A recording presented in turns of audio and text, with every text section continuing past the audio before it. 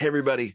Thank you so much for joining us in our spiritual brigade of saying HaKetores every single day. We're getting a lot of questions as to what is the HaKetores? What is this thing that I'm reading? What do these words mean? And let's take a minute and learn it together to the best of my ability. Let's just learn a couple of minutes as to what is it that we're saying. So it's got to be big. The Zohar says it is the most beloved service in the temple, in the Beis Hamikdash. So let's just create context. The Beis Hamikdash had three major areas where the services took place. There was the outside area called the Azara, where they had the animal sacrifices, the major altar, the major Mizbeach, the big Mizbeach. Then there was the inner area, the inner sanctum, the Kodesh Kodashim, where the Kohen Gadol only went on Yom Kippur. Now, in between was a place called the Heichal, the Oel Moed. It was a room that was in between these two areas, inside. And in that room were three objects: the menorah, the shulchan, and a Mizbeach Hazav. Mizbeach Hazav, as if you can imagine, was a small golden altar with flat top. And every day, once in the morning, once in the afternoon, when the Kohen would light the candles of the menorah, one of the Kohanim, and only once in his life, who was so beloved you got one shot at this, would take a handful of grounded spice. There were spices, a mixture. And he would take a handful and he would put it on a little bit of coals on this small little golden altar, and it would create a smoke, and the smoke would rise right up. And as the smoke rose, it permeated the entire Beis Hamikdash, and it created this incredible aroma that everybody loved. And in fact, it says further, the rabbis teach us that not only did they love it physically, but it opened their hearts to Hashem. It nullified the impact of any Yetzer Hara, and it bound people to God. That was this twice daily service called the HaKetores. What you're reading and what I'm reading is an explanation of what it was. What were these spices? To explain and understand the depth of this service. So I'm going to go through the prayer basically, outside together with you. And the prayer opens up with the command that God gives Moshe.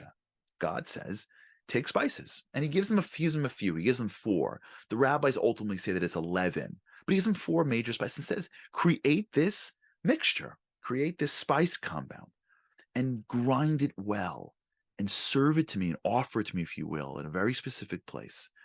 And he says, that's the command. And the prayer opens up by stating out the command that we read in Shmos. And then the prayer turns to the Gemara. The Gemara, the Rishalmi, in Yoma, and the Talmud increases, says, let me explain to you what these spices were. And it lists 11 spices. Let me explain to you how this worked. In the temple itself, in the Beis Hamikdash, there was these chambers. One of the chambers was called Lishchas Beis Avtinas. It was like picture like a chamber, like they went up a stairs and there was like a chamber area.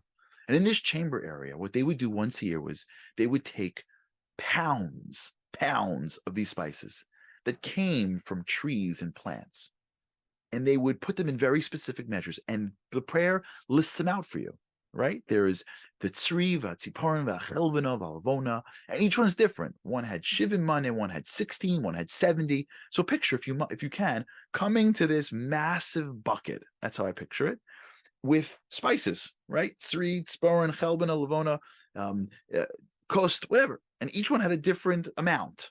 And it's all listed in the prayer, how much each one was. And they would put it into one major spice mixer, and they would mix it really well. And this thing would make 368 portions, 368 manim. Picture like 368 pounds. So for your mind, you're picturing what's happening here is once a year, they created a spice compound with very specific spices, with very specific weights, which you say in that prayer, what the weights are. They put it into this grinder, and they ground this massive mixture really, really well. Why 368? Because every single day they would take one handful, and half they would do in the morning, and half they would do in the afternoon. But on Yom Kippur, they took that compound and they went into the Kodesh Kodashim, and with much more coals created another smoke-filled room. So 365 for the days of the year, and then three more is 368. And that's what you're reading. You're reading basically this concept of 365, 368, and then it lists out every single one of these spices and their weights. And then the extras. They were specific, they added wine for something, they added something that induced fire and made the smoke well. And basically, the prayer is an ingredient list that we're reading. Then the prayer continues on. And the prayer speaks about very specific things that we had. Why was there tree? Why was there this thing that drips from the trees? What did it do there? Why was there certain type of wine? And the prayer goes in and explains, this is to make it pungent, this is to make it like this.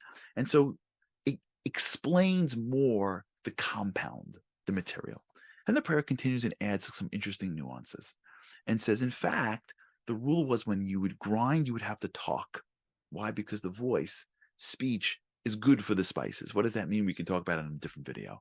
And then it speaks of what if you had half or a third? What is that like? And that's what happened. That's the prayer. Basically, the prayer is all about this. And it ends with the idea that you're not allowed to put honey, fruit honey into it. Why? Because if you did, it would be too much. Like, it's so good. It smells so nice. I think it would just knock you over.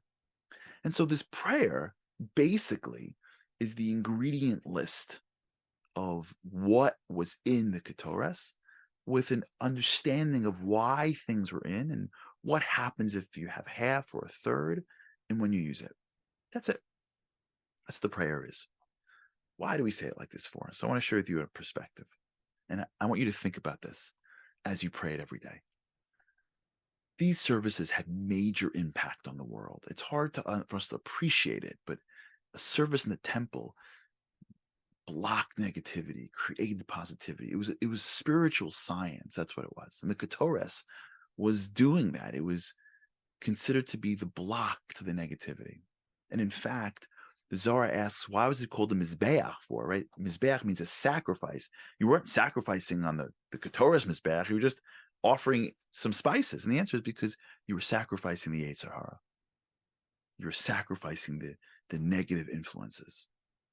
So every day we have this ability to do that with this compound. And why each thing together, we'll talk about in other videos. And I don't even know. There's so much depth and so much Kabbalah and so much that I have no idea. This goes so deep. We don't have it anymore. And the rabbis teach us that now that we don't have the sacrifices and the services, we have our lips. And the lips take that spot. They compensate. And so maybe the reason why we read the HaKetores every day is because what's happening is we are creating it in our mouths. We read the ingredients, and now we've created, if you will, the ingredients verbally. And so by doing it, we are, in a way, through our mouth, which the rabbis teach us and the Torah tells us is how we are compensating for the service today. In our mouth, we are recreating this beloved, powerful service. So every day when you read it, think to yourself, my words are creating it. And now, because of me, I'm adding this service back to the world. Hope you enjoyed that. Hope it made a little bit more sense. Read the English, slow down when you read it, enjoy it. There's so much blessing and so much protection and so much good that comes with saying this prayer. And the more we say it with concentration, the more impact it has. Thank you again for joining us, and let's keep it going.